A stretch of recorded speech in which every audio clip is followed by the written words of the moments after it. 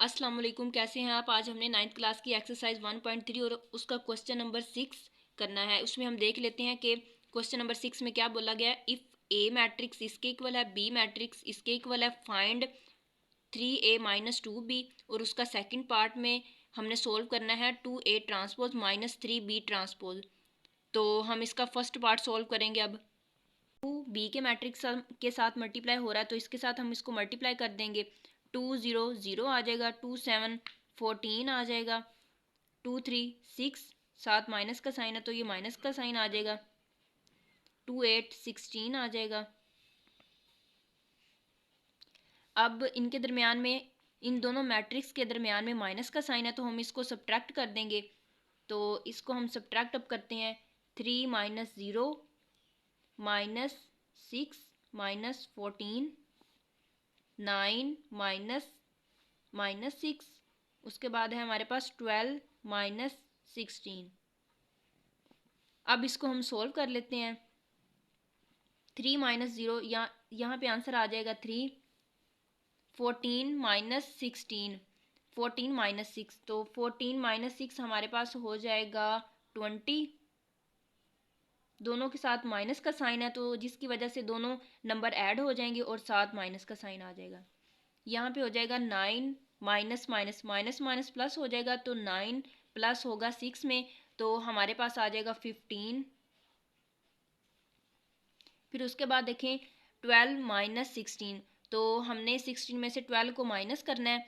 तो 16 में से 12 को माइनस करेंगे तो हमारे पास आ जाएगा 4 और बड़े बड़े नंबर के साथ हमारे पास माइनस है तो यहाँ पे आ जाएगा माइनस। तो इसका फर्स्ट पार्ट हमने सोल्व कर लिया। अब हम इसका सेकंड पार्ट देख लेते हैं। तो सेकंड पार्ट देख के हम सोल्व करते हैं। इसके बाद हमने इसका सेकंड पार्ट सोल्व करना है। तो इसमें हमें पहले क्या करना पड़ेगा, ए का ट्रांसपोज लेना पड़ेगा और यहाँ पे बी है तो बी का ट्रांसपोज हमें लेना पड़ेगा। तो फर्स्ट ऑफ ऑल हम इसका ट्रांसपोज फाइंड करेंगे। तो ए है तो ए का मैट्रिक्स हमारे पास किसके इक्वल था, 1 माइनस 2 3 4 के। ये हमारे पास आ गया ए का मैट्रिक्स। ए है तो ए का मैट्रिक्स। अब हम ए का ट्रांसपोज लेंगे। तो ट्रांसपोज आप लोगों ने प्रीवियस वीडियो में चेक किया ही होगा कि ट्रांसपोज हम किस तरह फाइंड करते हैं। ट्रांसपोज में ऐसे होता है कि रोज़ को कॉलम में चेंज किया जाता है और कॉलम को रोज़ में चेंज कर दिया जाता है। अब देखें ये हमारे पास फर्स्ट रो है तो इसको फर्स्ट कॉलम में हम चेंज कर देंगे, 1 माइनस 2 आ जाएगा यहाँ पे। ये सेकंड रो है तो इसको सेकंड कॉलम में हम चेंज कर देंगे 3 और यहाँ पे आ जाएगा 4। ये हमने ए का ट्रांसपोज फाइंड कर लिया। अब हम बी का ट्रांसपोज फाइंड कर लेते हैं। तो देखें हमारे पास ये है बी का मैट्रिक्स। ठीक है, तो बी का मैट्रिक्स हमारे पास है 0 7 माइनस 3 और 8। तो बी का ट्रांसपोज हम फाइंड कर लेते हैं। बी का ट्रांसपोज हमारे पास आएगा, फर्स्ट रो है तो फर्स्ट कॉलम में चेंज हो जाएगी 0 7, सेकंड रो है तो सेकंड कॉलम में चेंज हो जाएगी -3 और यहाँ पे आ जाएगा 8।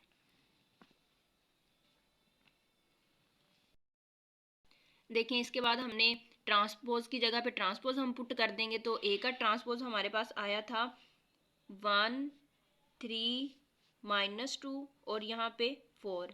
ठीक है, ए का ट्रांसपोज आ गया हमारे पास। 3 यहाँ पे माइनस है तो माइनस पुट कर देंगे। फिर उसके बाद 3 है तो 3 और बी है तो बी का ट्रांसपोज हमारे पास आया था 0 -3 और उसके बाद है 7 और 8। अब इसको चेक करते हैं। ये देखिए 2 इसके साथ मल्टीप्लाई हो रहा है एक ए ट्रांसपोज मैट्रिक्स के साथ। तो हम इसको मल्टीप्लाई कर देते हैं। 2 1 2 आ जाएगा, 2 3 6, 2 2 4, साथ माइनस का साइन है तो माइनस आ जाएगा, 2 4 8 तो यहाँ पे 8 आ जाएगा। ठीक है, अब इसके बाद हमने 2 0 3 0 0, फिर उसके बाद 3 3 9, साथ माइनस का साइन है तो माइनस का साइन आ जाएगा, 3 7 21 और 3 8 24।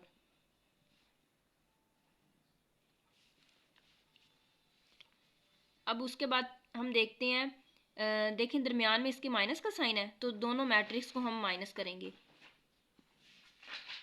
तो 2 -0 6 माइनस डबल साइन है तो -9 ब्रैकेट में आ जाएगा। फिर उसके बाद है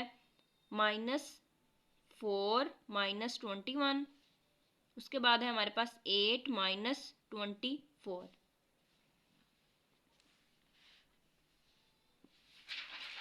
इसको हम सोल्व कर लेते हैं। तो यहाँ पे आ जाएगा 2 प्लस माइनस माइनस यहाँ पे हो जाएगा प्लस, 6 प्लस होगा 9 में, तो यहाँ पे हमारे पास आ जाएगा 15 माइनस माइनस प्लस, जो हमारे पास नंबर है वो प्लस हो जाएंगे, तो साइन माइनस का आ जाएगा, माइनस का साइन आ गया। 4 में हमने 21 ऐड किए तो यहाँ पे हमारे पास आ जाएगा 25। फिर उसके बाद हमने 8 में से 24 सब्ट्रैक्ट करने हैं, तो वो हमारे पास आ जाएगा तो यहाँ पे आ जाएगा -16। तो इसी तरह हमारे पास क्वेश्चन नंबर 6 का सेकंड पार्ट कंप्लीट हुआ। इसके बाद हमने क्वेश्चन नंबर 7 सोल्व करना है। उसमें हमें बता रहे हैं if 2 matrix plus 3 matrix equal है इस मैट्रिक के। फिर उसके बाद हमने इसमें फाइंड करना है, then find A and B. इसमें हमने ए और बी की वैल्यू फाइंड करनी है इन मैट्रिक्स को सोल्व करके। तो अब हम इसी तरह सोल्व इसको करते हैं। यहाँ पे देखें 2 इसके साथ मल्टीप्लाई हो रहा है, तो 2 को अंदर मल्टीप्लाई हम कर देंगे। 2 2 4, 2 4 8 आ जाएगा। 2 3 6 7 माइनस का साइन है तो माइनस का साइन हम लगा देंगे और यहाँ पे 2a आ जाएगा। ठीक है, प्लस है तो प्लस आ जाएगा। 3 है तो 3 1 3, यहाँ पे आ जाएगा 3b। 3 8 24 और 3 4 12 आ जाएगा। और जो इक्वल में मैट्रिक्स पड़ा है उसको वैसे के वैसे हम नोट कर देंगे।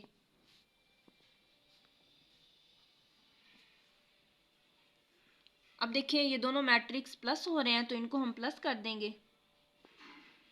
4 प्लस 3, 8 प्लस 3b, उसके बाद है -6 प्लस 24, उसके बाद है 2a प्लस यहाँ पे आ जाएगा -12।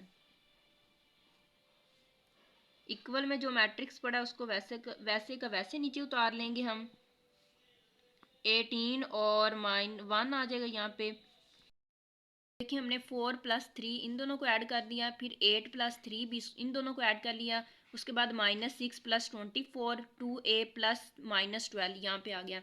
अब देखिए हमने क्या करना है कि हमारे पास ये तो फर्स्ट कॉलम है और ये सेकंड कॉलम है, तो हमारे सेकंड कॉलम में a और b पड़ा हुआ है, तो हमने सेकंड कॉलम को इक्वल लिख लेना है सेकंड कॉलम के। तो देखिए हमारे पास 8 प्लस 3 भी है, तो 8 प्लस 3b को हमने इक्वल रखना है 10 के। तो देखिए हमने 10 के इक्वल रख दिया, वो हमारे पास इक्वेशन 1 बन गई। उसके बाद हमने 2a प्लस -12 को इक्वल हमने रख देना है 1 के, तो ये हमारी इक्वेशन बन जाएगी 2a प्लस माइनस माइनस, तो यहाँ पे आ जाएगा -12 इक्वल है 1 है यहाँ पे, तो यहाँ पे आ जाएगा 1 के इक्वल हमने रख देना है। तो ये इसको नाम हमने दे देना है इक्वेशन नंबर 2 का। ठीक है, अब हम इन इक्वेशन से a और b की वैल्यू फाइंड करेंगे। तो सबसे पहले हम देखिए, पहले हमने a की वैल्यू फाइंड करनी है, तो हम a वाली इक्वेशन 2 ले लेते हैं।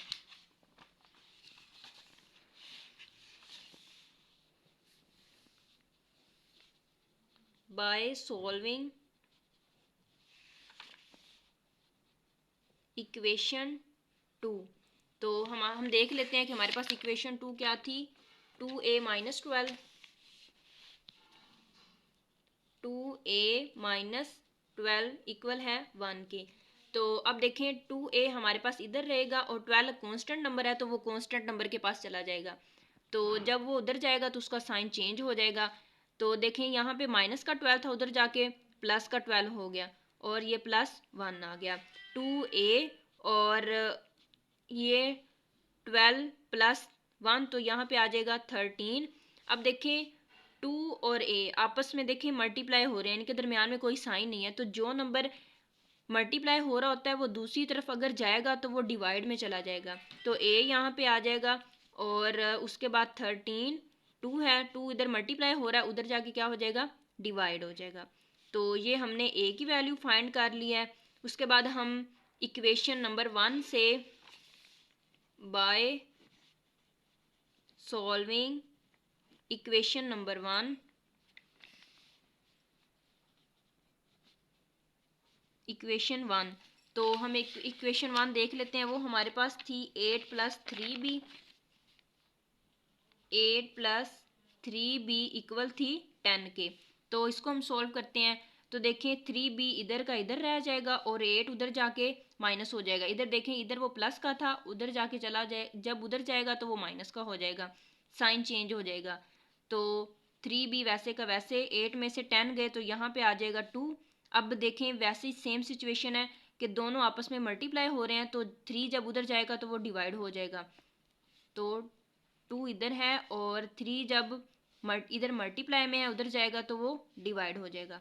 तो इस तरह हमने b की वैल्यू फाइंड कर ली। आई होप आप लोगों को क्वेश्चन की समझ आ गई होगी। Please subscribe to my channel. Thank you so much. अल्लाह हाफिज़।